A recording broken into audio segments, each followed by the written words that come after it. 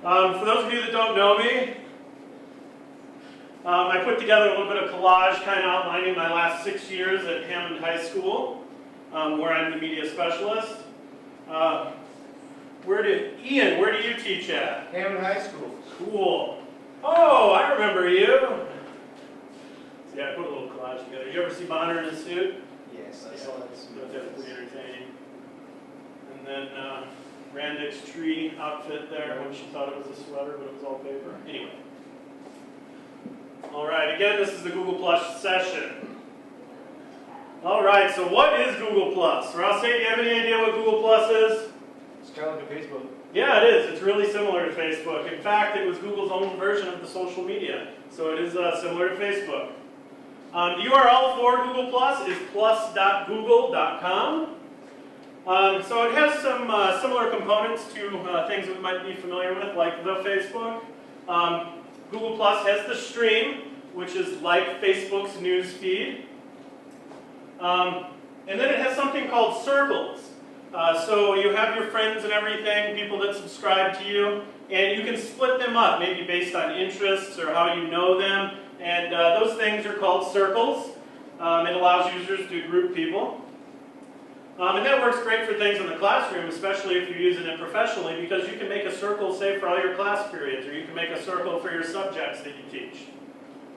Another cool part of Google Plus is Hangouts.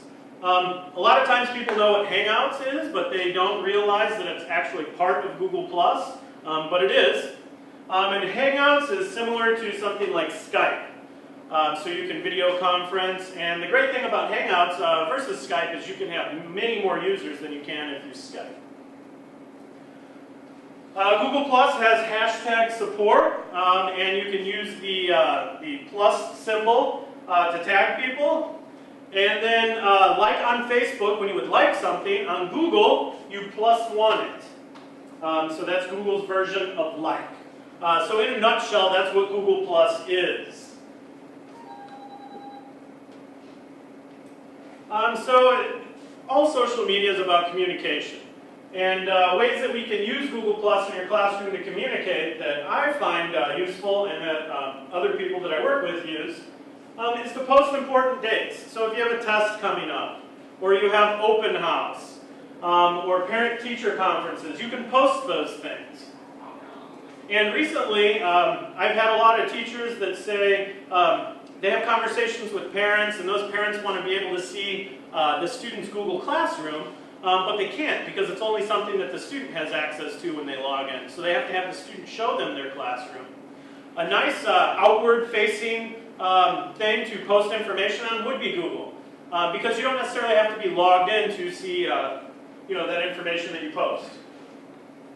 Other things that can be helpful with, to meet some areas of the rubric, is to post goals and standards, and that's one way to get it out there so that your community, your students, people in your building, all of your stakeholders know your goals and standards and kind of see what's going on in your classroom. So it's great for that. And then class review and differentiation. So we all struggle for time and everything, and there's never enough of it, but you can kind of create that learning time outside of the classroom and that differentiation time that you might not always make time for in the classroom. So for example, if you have some students that are more advanced, you could actually post things on, you could use Google Plus to post additional assignments or some questions to get them thinking or things for them to do beyond what you're doing in the classroom. So it can be great for things like that. And one thing I forgot to mention to the audience here, is that you can view my slides at any time by typing in the link that I have down here. It's shortened. It's goo.gl/lowercase x, capital Q, lowercase y, the number 2, capital F, and lowercase z. And you can view these slides. You will have to be logged in with your School City account. Any questions so far? The audience out there. All right. Moving along. So with some very basic functionality, you can use Google Plus as somewhat of a learning management tool. Like I mentioned earlier, you can set up circles for each of your class periods or each of your subject areas or grade levels. And it can also be used for things like clubs and organizations. All right, so you can have all of those students on your Google Plus, and say you're a yearbook sponsor. You can create a circle for all of your yearbook kids. Or if you're the tennis coach, you could create a circle for all of those teammates. And then special assignments and projects. So like I said, you can use it as somewhat of a learning management system, and it's great for communication. So you can post things on there, or have other students post things on there, and then they can have dialogue about it. Somewhat of a simple blogging tool. And then class periods, as I already mentioned, and differentiation. So if you have a higher level group or a lower level group, you could create circles for them. Obviously, maybe not name them that. But put your students in there and then be able to give them assignments based on their needs. And then collaboration, because that's what it all comes down to when we use anything related to Google. Another great thing about Google Plus is you're not bound to a certain device or to the walls of your classroom. So students and teachers, you can share materials and have discussion. You can use it for brainstorming and planning. So you could even create a circle, say, for your department, like a certain department in your school, and then have all of your teachers part of that and use it for planning. And then, like I mentioned earlier, it can be used as that outward-facing portal for parents in the community, because we post all of our stuff in Google Classroom, and then only the students can see that. So you can put that important information and dates and things like that on the Google Plus. All right, so the real meat and potatoes of today, and what was mentioned earlier in the opening announcement before the keynote, is the IDOE Online Communities of Practice. So several years ago, what was it called? I don't remember. It was the blue thing. Rossi, what was that? Learning Connection, that's it. I was looking for it. Learning Connection. All right, so several years ago, Indiana has Learning Connection, and it's still available. But they set up all different kinds of communities based on content areas and grade levels for people to subscribe to, and you can have conversation in there and talk to your peers and things like that to find out what other people are doing. And I don't know if it didn't catch on as much as they'd like, but recently they've moved over to Google+. And now they have all of those online communities of practice in Google+. So according to IDOE's website, the Indiana Department of Education, the communities of practice have been established by the Department of E-Learning to provide a place for collaboration around the questions and challenges that each of us face in our work. Okay, and as we go forward here, you'll get a chance to see all of those online communities of practice, and I'll have you all open up your device and log into Google+, and then we will subscribe to those online communities of practice that meet your needs or that fit into your interests or things that you teach. The IDOE also says, with your participation, answers, ideas, and resources will be shared, and all of us will grow in our thinking and practice.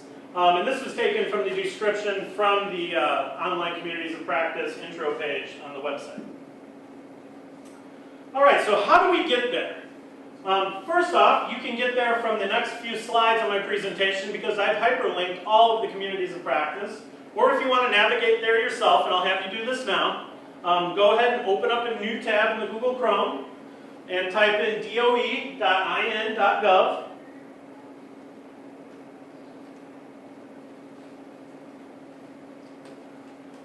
And then in the top right corner, you will go to Resources For, and you can choose Teachers, and you'll get a pretty busy page, but you're looking for online communities of practice. And then you can go ahead and scroll down a little bit, and you'll start to see all of the online communities of practice. And they're kind of chunked.